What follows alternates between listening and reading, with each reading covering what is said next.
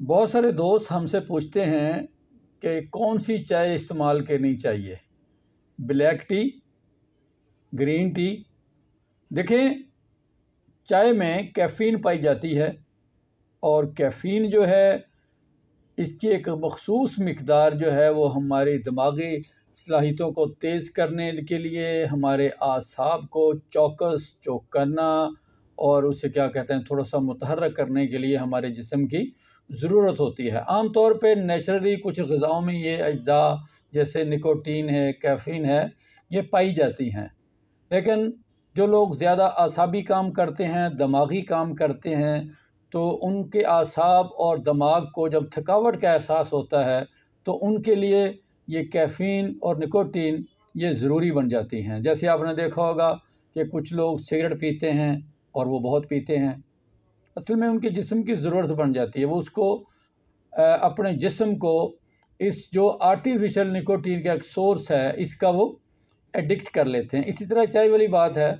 तो दोस्तों, इसमें चाय में जो सेफ़ ग़िज़ा है वो सब्ज़ चाय है, जिसे आप पेशावरी कहवा भी कहते हैं, ग्रीन टी भी कहा जाता है। मार्केट में मुख्तलिफ़ कंपनीज़ ने ग्रीन टी के साशे को मुख्तलिफ़ जो नेचुरल अज्जा हैं उनके वो टेस्ट या उनके जो एक फ्लेवर में मुतारफ़ करवाया है।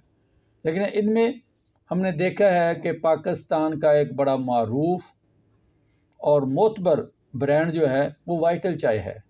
वाइटल चाय ने ग्रीन टी के जितने भी फ्लेवर मुतारफ़ करवाए हैं उनमें एक एडवांटेज ये है कि उन्होंने ग्रीन टी का पुदीने का फ्लेवर मुतारफ़ करवाया है। तो उसमें पुदीने का सेंस नहीं डाला, बल्कि ओरिजिनल हालत में पुदीना डाला है। इसी तरह अदरक है, जितनी भी उन्होंने फ्लेवर मुतारफ़ करवाए हैं उनमें उन्होंने नेचुरल अज्जा जो हैं वो शामिल किए हैं। बतौर मालज हम ये समझते हैं कि सेंस की निस्बत जो ओरिजिनल कुदरती जुज़ है ये ज़्यादा सेहत के लिए मुफीद होता है। तो वाइटल एक तो पाकिस्तानी ब्रांड है, पाकिस्तानी बनो और पाकिस्तानी ख़रीदो।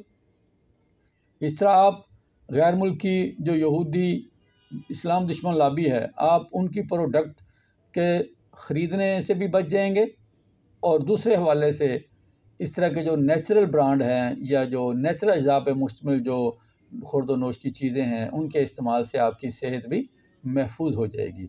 लिहाजा आप ग्रीन टी का ज़्यादा इस्तेमाल कर सकते हैं, दिन में 3-4 कप। और कुछ लोग ना अक्सर इस चीज़ पे ज़ोर देते हैं कि इसमें लेमन डालें। मेरे भाई, लेमन का जो इस्तेमाल है वो अपने मिजाज की मुनासबत से होता है। जिन लोगों के मिजाज में ज़्यादा गर्मी होती है, हिद्दत होती है, उनके लिए तो लेमन ठीक है।